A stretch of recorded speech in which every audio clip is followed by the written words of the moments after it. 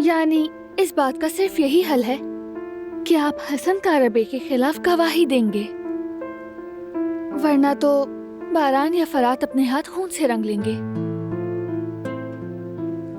घबराओ मत दिलान बेटी, बात वहां तक नहीं जाएगी। आपके कहने का क्या मतलब है? जो अपने तजुर्बात से सबक हासिल ना करे बेवकूफ होता है। मैं बेवकूफ नहीं हूं, सबक अच्छी तरह सीख लिया है।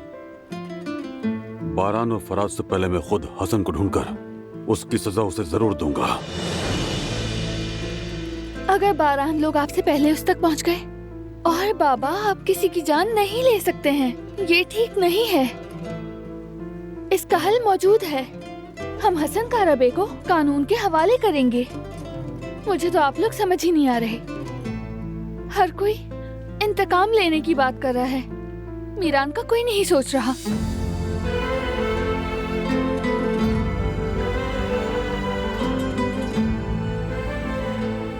इसे भी तो अपने खानदान की जरूरत है। मुझे डर है कि मेरा बेटा बाप और दादा के बगैर रह जाएगा। ये बात आप लोगों को क्यों समझ नहीं आती है?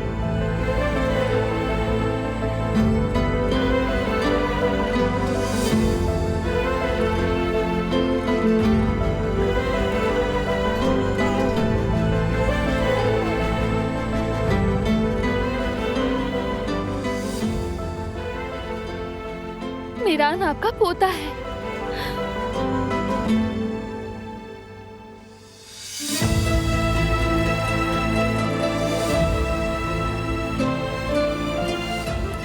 अगर बारान के हाथ खून से रंग गए तो मीरान का क्या होगा? क्या बाप के बगैर बड़ा होना आसान है? जेहान को याद कीजिए बाबा,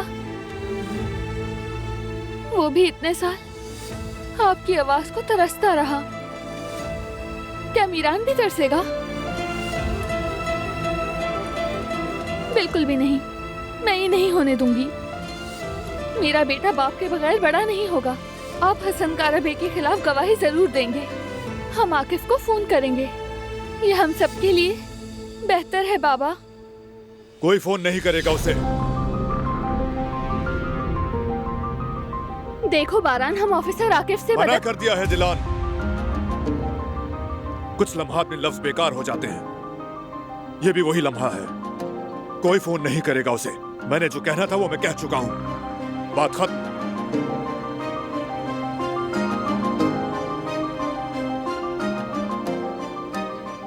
क्या तुम मुझे बारान के साथ थोड़ी देर अकेला छोड़ सकती हो?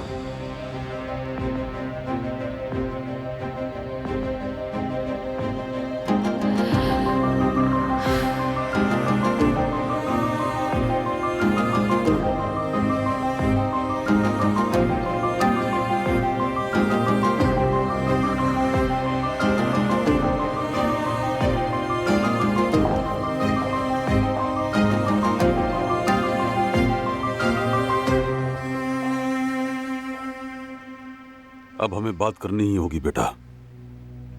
बात करने को कुछ नहीं। बारान, बस करो, मैं बाप हूं तुम्हारा। तुम्हें मेरी बात सुननी होगी, ये जरूरी है। क्या सुनूं मैं बाबा? सालों तक हम झूठ में जीते रहे, अब क्या रह गया बात करने को? एक बार मेरी नजर से देखो, अगर तुम होते तो क्या करते? ये जानते हुए भी कि सच बोलने से तुम्हारा बेटा खून करेगा, क्या तुम सच बताते? जरा सोचो, अब तुम भी बाप हो। क्या तुम मीरान के साथ ये जुल्म करते? क्या तुम उसकी जान खतरे में डालते? बेटा बोलो। मैं तुम्हें और जिहान को खतरे में नहीं डाल सका। तस्वीर का हमेशा दूसरा रुख भी होता है बेटे। मेरी जिंदगी भी ऐसी ही है। जो किया बेबसी में किया, गुनाह भी सवाब भी। इसलिए इस मामले से हाथ खींच लो। अपनी बीवी और बेटे को तकलीफ मत दो। फराद को भी काबू में रखो। मैं अपनी बीवी आयतन इस कमीने भाई की वजह से खो चुका हूं। सजा देना मेरा हक है, चाहे देर से ही क्यों ना हो। मामला सिर्फ अम्मी तक महदूद नहीं रहा। उस नाम नेहाद चचा ने मेरी बीवी और बेटे को जो नुकसान पहुंचाया, उसका क्या? हाँ, जवाहिर के साथ मिलकर वो उनकी जान लेने तक पहुंच गया था। बेटा मैं तुम्हें समझता हूं, मगर ये मुझे करने दो,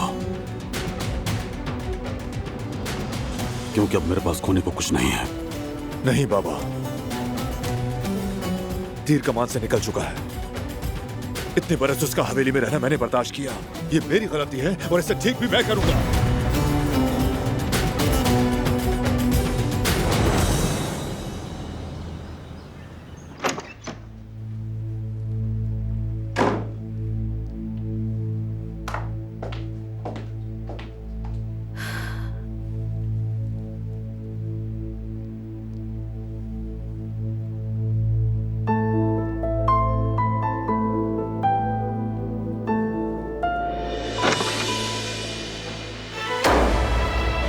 क्या सोचकर ये सब कर रही हो?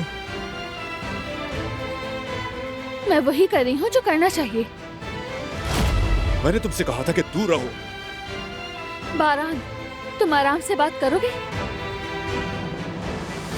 और ये भी समझ लो कि हम आमने सामने भी आ सकते हैं।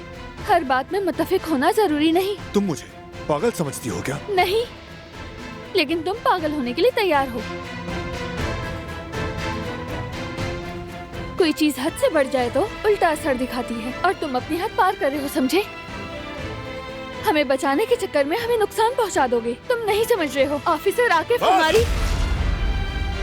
आकिफ का नाम भी मत लेना। गौर से सुनो, तुम या कोई भी उसे फोन नहीं करेगा। मैंने बता दिया है, फोन भी कर लिया है, वो आता ही होगा। तुम मेरी बात क्यों नहीं सुनती हो? हाँ फिलहाल क्यों नहीं? आखिर क्यों? मैं तुम्हारी कोई बात नहीं सुनूंगी, और मैंने पहले ही तुमसे ये बात साफ साफ कह दी थी बारान, इसलिए गुस्सा करने का फायदा नहीं।